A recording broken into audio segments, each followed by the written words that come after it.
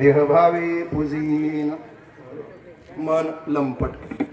एकच प्रमाणाने एकच ओवी शॉर्ट मध्ये सांगतो.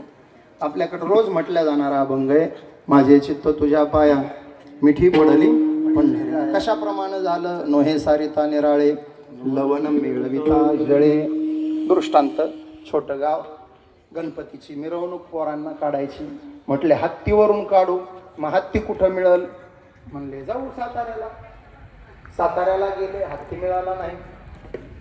सगळे म्हणले महाराष्ट्रभर गेले हत्ती सगळीकडं. एक पोरगा म्हणला तिथं दिसतोय तो हत्ती.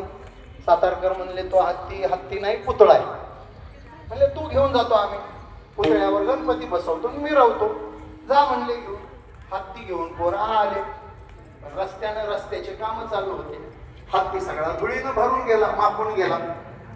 गावकरी म्हणले हत्ती चांगला आणला, पण मळून आणला तुम्ही, जा नदीला न्या आणि स्वच्छ धुवून आणा. आता तो हत्ती होता मिठापासून बनवलेला. पोरांनी नदीला नेला, धुतला आणि माघारी आणला. बरोबर? कशाला माघारी येतोय? आता ओवी आहे का? लवणाची कुंजरी सुदलिया लवण सागरी होयची ना माघारी परते. मिठाची हत्ती पाण्यामध्ये गेली, माघारी येत नाही. आपलं मन मिठाचा हत्ती आहे आणि भगवंताचे पाय पाण्याचा सागर.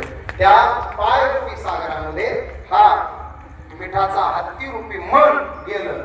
येणे स्वसे मन झाले हवं भरी परत माघारी. मन लंपट हो